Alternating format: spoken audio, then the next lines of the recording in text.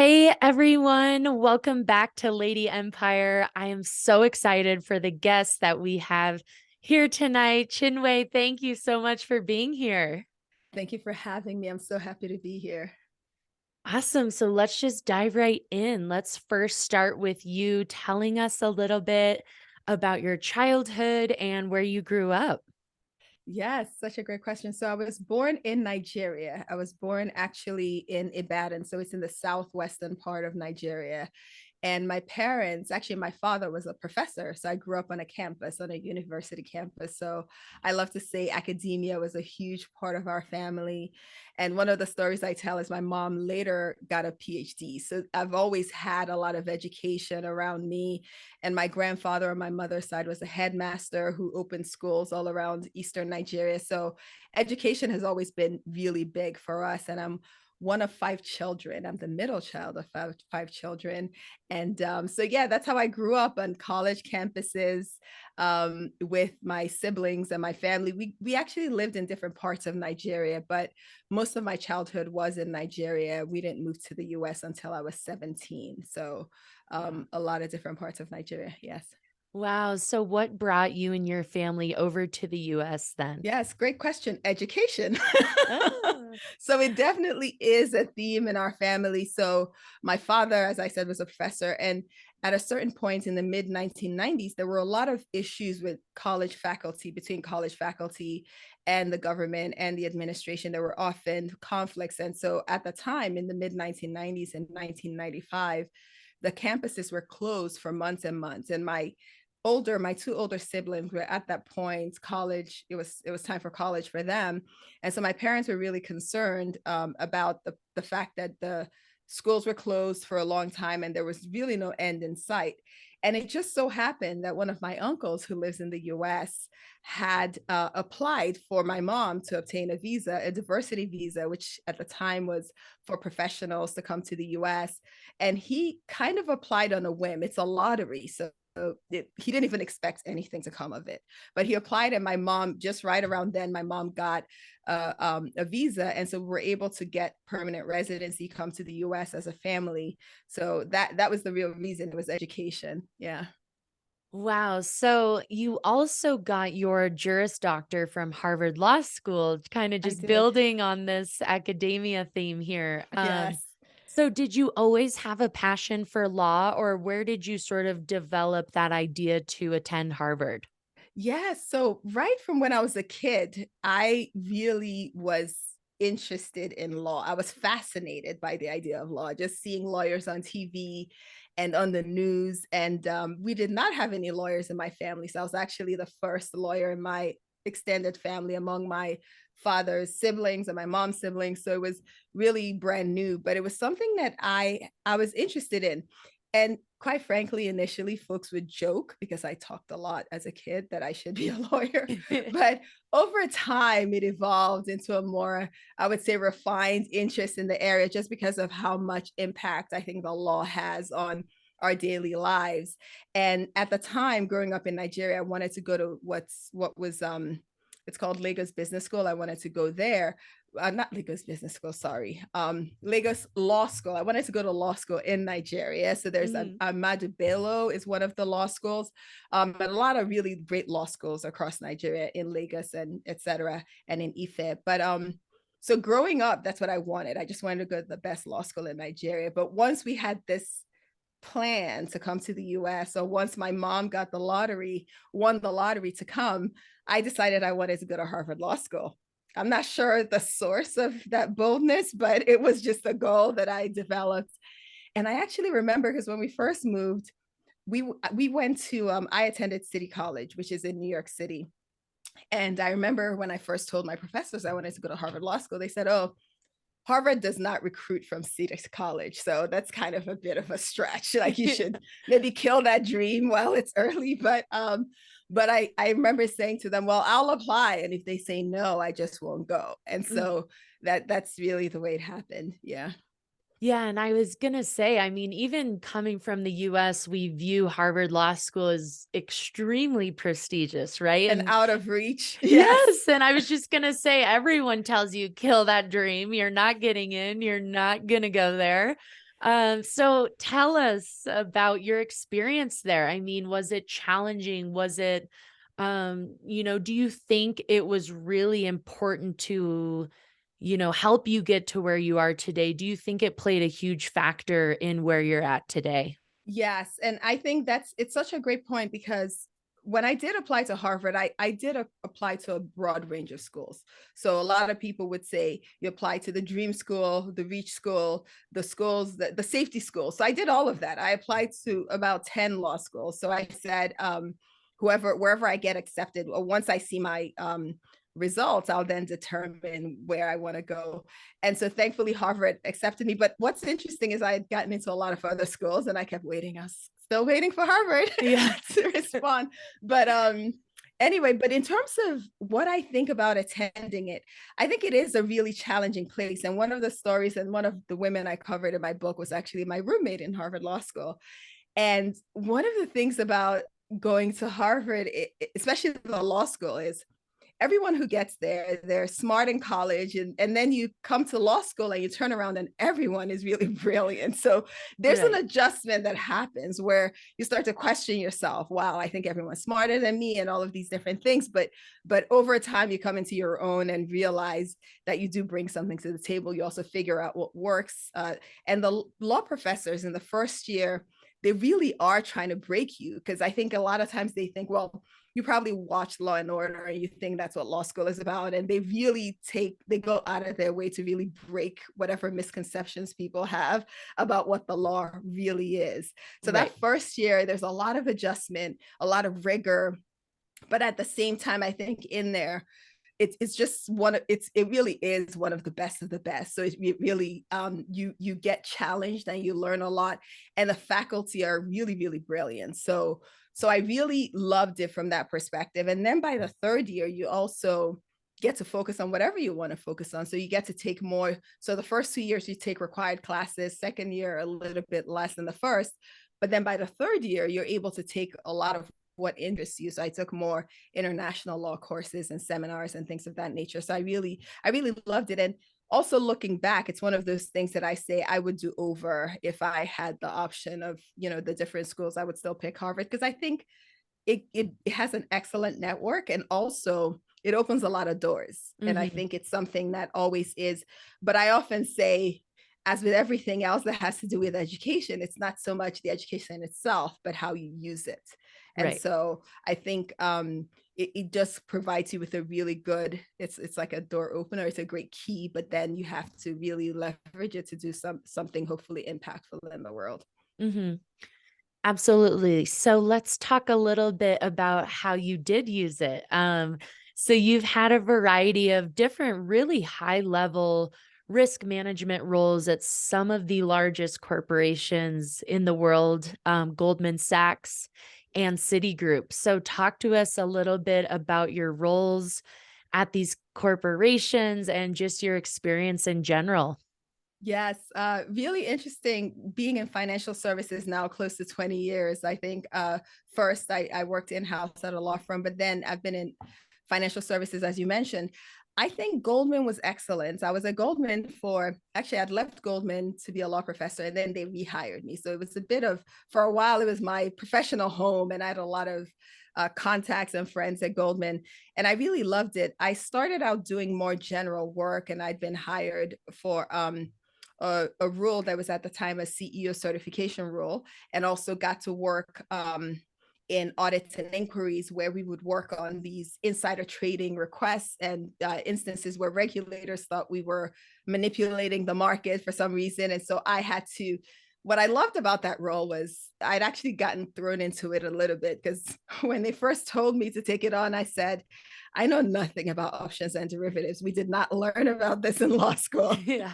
this is this is not something I'm prepared for. And I remember and this actually is probably a testament to Goldman, a lot of the interviewers just looked at me and said, oh, we're pretty sure you can master it. And I kept thinking, I have no idea what they're talking about. Yeah. But I then had to take all these courses with options traders so that I could understand their strategies and the different things that they did. So I took the courses that the traders would take when they joined the firm, just so I could, and then I sat on the trading floor with them.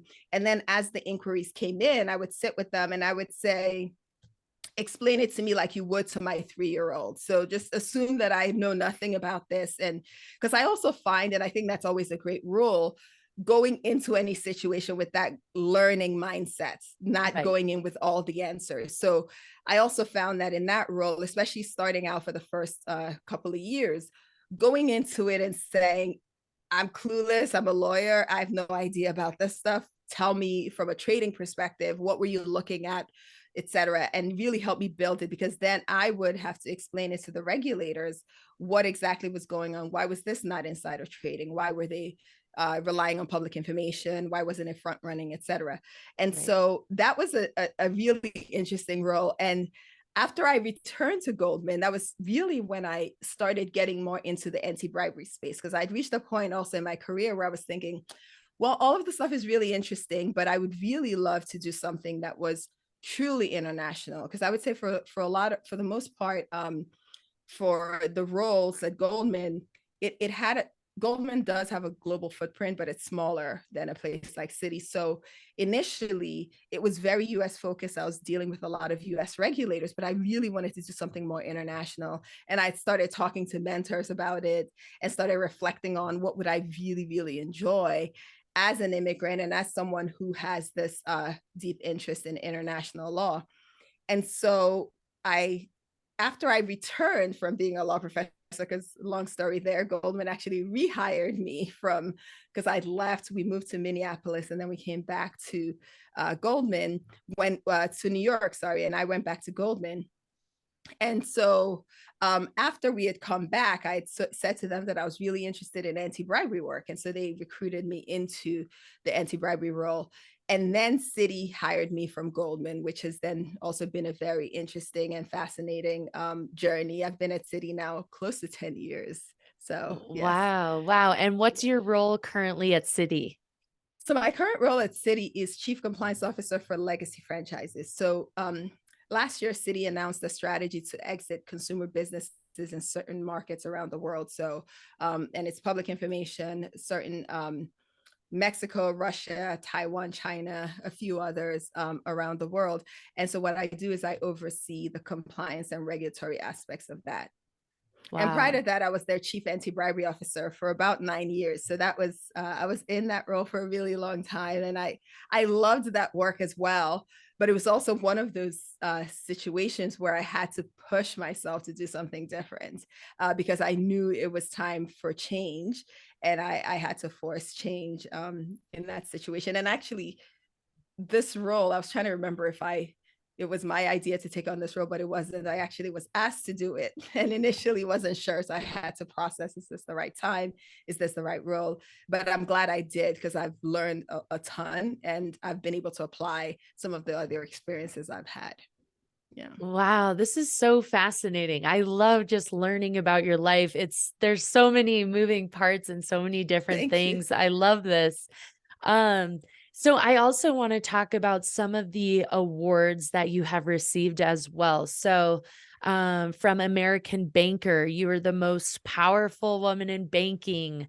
From Diversity Woman Magazine, Elite 100 Black women changing the face of corporate America. And these are just a couple from numerous awards. How powerful and how important is this to see younger Black females, you receiving these awards? I mean, what does that show them? What does that open up for them who maybe are in this space as well? Yes, it's so true. I think the first thing I like to point out about the awards as well is most of those were not goals that I had. I don't know that I ever wrote down and said I would like to be listed as one of the most powerful women in banking or elites women changing corporate America. So I think those were really the results of moving towards what I knew was a calling to do something of impact. So it started with both the book project and also the blogging. And as I started to share lessons from what I learned, And it really got to a point in my career as well where even when I encounter obstacles, I can have gratitude because I know I can share it. Whatever I learn, I'm thinking, I know I will share this at least with one mentor or two, or using my platform, share it more broadly with people. Because if I can make the road just a little bit easier for women coming up, as you were saying, how important it is that women see that example. And the workplace has evolved so much for women. I remember when I started out as a corporate associate at a law firm straight out of law school. This was 2003, but it seems like ancient history. There's been so much evolution in the corporate space. I mean, just a random example, we now have our first CEO in history, Jane Fraser. And Jane, so Citi's first female CEO, she was at a conference, this might have been a couple of weeks ago, and she posted on LinkedIn. And she's wearing this gorgeous long floral dress. Just the fact that a CEO can wear a floral dress, I think we need to Right. all acknowledge that that's a major moment in history, because just a few decades ago, that would never happen. She would have to wear a suit, a black suit or a gray suit.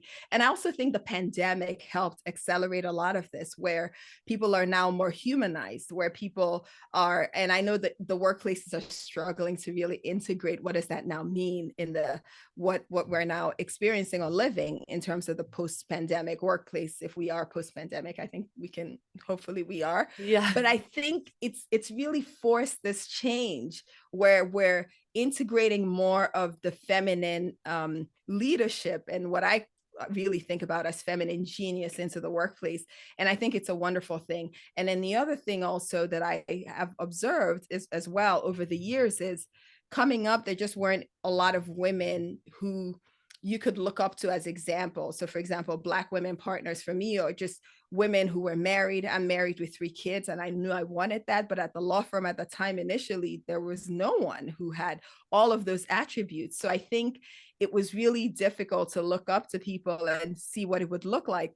And so that's why, in a lot of respects, I felt like I had to create the path that I wanted in corporate America, because I didn't see that many examples of people I wanted to aspire to. So I think I really take seriously the fact that younger women can look up to me and say, okay, we can do that. And I often say, you can do it or you can do it better. And, when people say first Chief Anti-Bribery Officer, I say yes, but I heard Andrea Jung say, the CEO, former CEO of Avon, she once said, and I don't know if she was quoting someone else, but she said, what good is it to be first if you're last? So I've always been really inspired by the idea of, you don't just want to be the first and the last. You want to create more first, and you want to create more and more. And then you want to normalize it where we're no longer first. And this is just the way it is. So that's, I think it's really important that women see examples, because it helps people know that they're not alone. It helps because Right. one of the most difficult things whenever any of us is facing a challenge is, wow, no one knows what I'm going through. And there's no one who's walked this path who can at least share some lessons and help me navigate it a little bit more easily. Absolutely. And I'm so happy you brought up this role model topic as well, because I've been doing a ton of research on women in STEM and the reasons behind why there's so few women in STEM, right?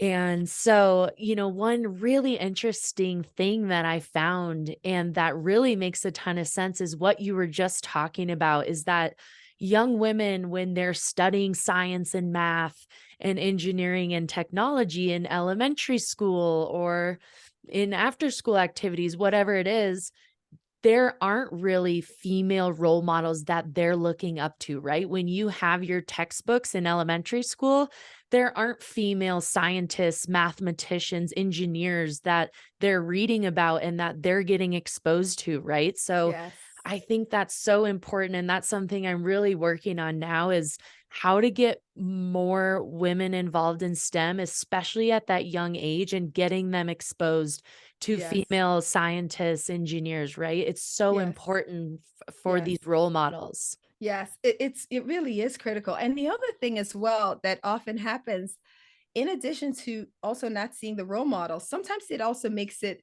more difficult or more expensive, where some of these areas have not even been explored. One example is there's a dermatologist in New York City. Her name is Dr. Daly Michael. So she's a Nigerian dermatologist, and she was saying how when she was going through medical school, there was nothing in the literature about caring for Black skin or caring for Black hair. So for a lot of things, she was the first to even buy laser products that really worked on Black skin. It's just little things like that. But the fact that it was that much more expensive for her because she was really creating a whole new category in her Right. practice. But now she's mentoring other Black doctors and saying, hey, I've done it and here's how I did it.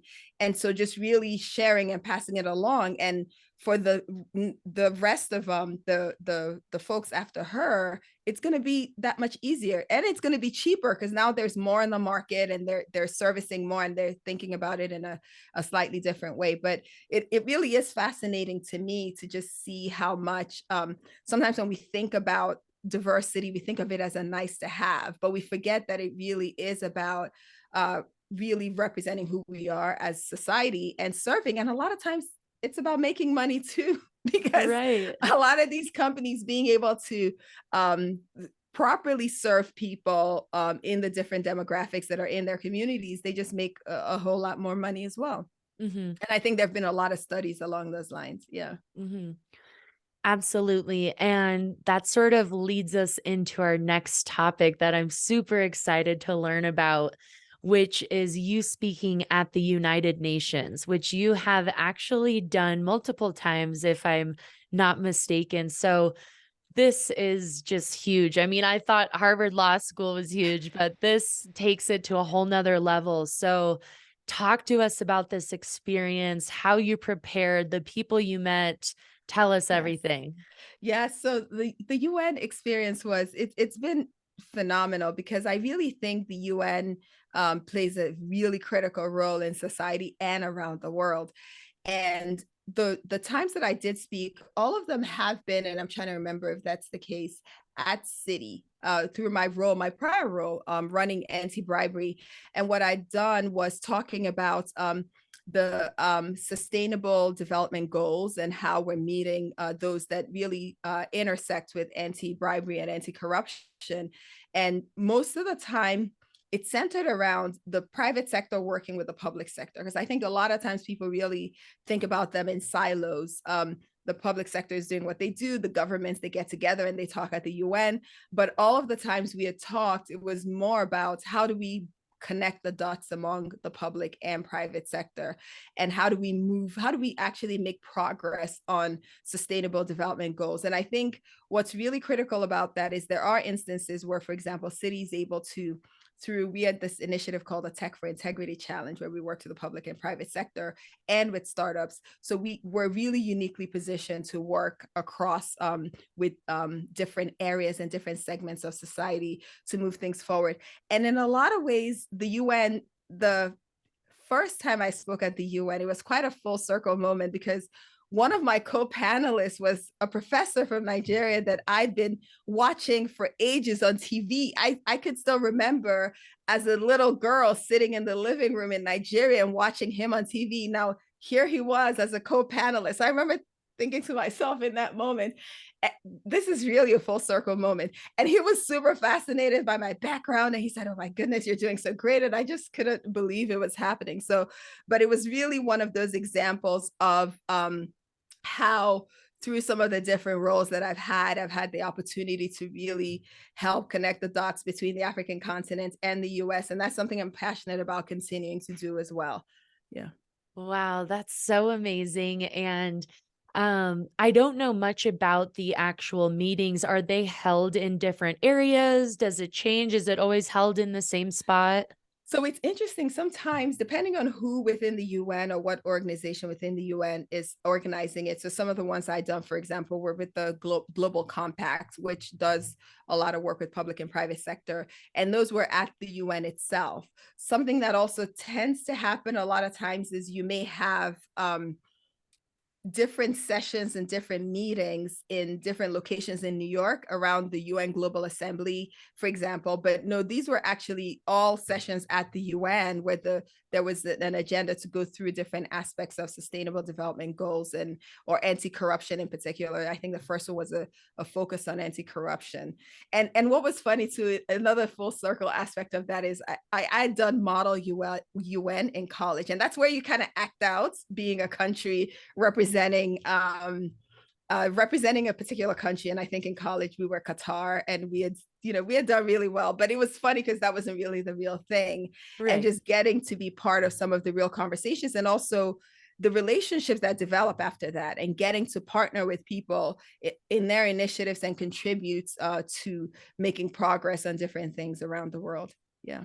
Wow. Yeah. And I'm just thinking when you say that networking piece, and I'm just thinking like, yeah, we all use LinkedIn, we talk, right? And like just thinking of how different that networking could be at such an event is just mind blowing. I can't even imagine the individuals that you were exposed to, even co-paneling and just talking to in general must have just been crazy. Yes, and usually it's everyone from heads of states to diplomats to professors that are really involved in development and different initiatives around development. So it usually is a very, really interesting crowd, but also people that are very committed to moving things forward. And so I think that's why a lot of times the events themselves are great, but what's also really phenomenal is the partnership that happens after those events and the people you get to connect with. And I also found it fascinating because even because I travel quite a bit for my work at Citi, because we're in over 100 countries. Well, we're reducing our footprint, but we're in about 100 countries at the time. And for me, it was also really great in addition to visiting offices. But when I meet people at the UN who interact with people in our offices at different locations, and they share their feedback about what their experience is or what they think about the brand or the bank, I just always found that to be really interesting and fascinating. Yeah. Yeah, that's so cool. So Yeah. cool. I love hearing about that experience. So let's dive into our final topic, which is about your book. So you're the author of Brilliance Beyond Borders. So talk to us a little bit about how this book came to be, why it got started, and who can really benefit from reading this book. Yes. So Brilliance Beyond Borders, it shares and the stories of, and it profiles 17 trailblazing women from all around the world. But it also includes an actionable blueprint for women leaders to go from where they are to where they want to be in terms of living with impact, joy, and fulfillment.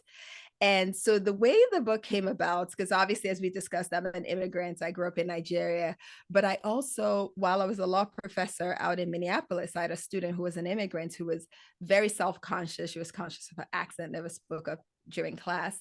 And it was a couple of weeks into class, and she had come up to me with a question, and it was the most brilliant question I'd heard so far in the class. And I remember asking why she didn't speak up, and she said it was because she was an immigrant and was very self-conscious. And I remember thinking that I felt the same way as a college student. When I first came from Nigeria, I was so conscious of my accent. And every time I share that story, I say, my colleagues at Citi probably just look, they just won't even believe that that ever happened Yeah. in terms of me ever being worried about speaking up. But I used to be that way when I was in college. And so it got me thinking about resources to support immigrant women. And so that was the origin of writing the book, because I couldn't find anything, even years later, I couldn't find anything that was entirely focused on immigrant women as leaders.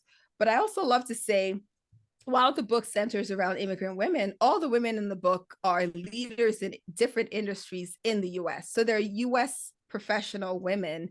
So we have everything from, we have everyone from a multiple gold medal winning athlete, Sonia Richards-Ross, who's from Jamaica. We have a composer, Paola Pristina, who's from Italy. We have Basila Bokoko, who was born in she was born in Spain, but her family's from Equatorial Guinea. So she's actually a beautiful example, and we talk about this in the book, a cultural hybrid, because she looks African, but she has the strong Spanish accent and she Yeah. lives in New York, right?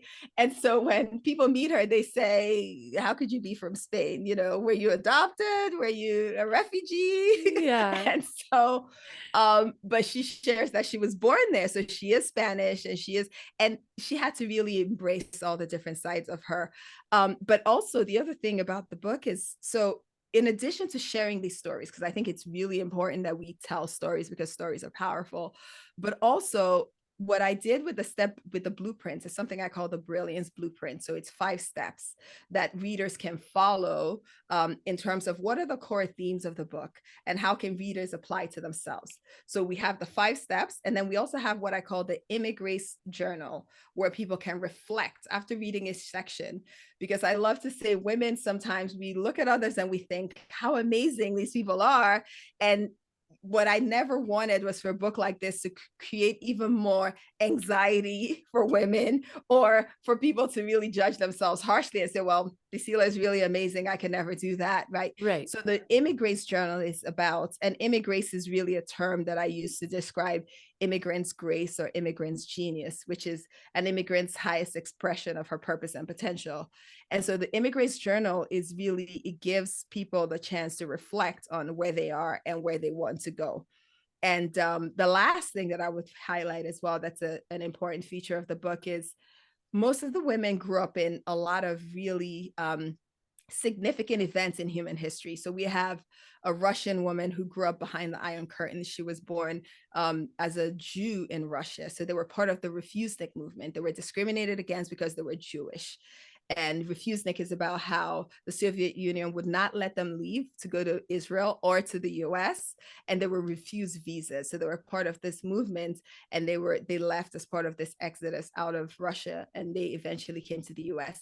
We had someone who was a survivor of the Vietnam War, someone else who was part of the Cambodian genocide, someone else the People's Power movement in the Philippines, someone else who was a Biafra War survivor in Nigeria.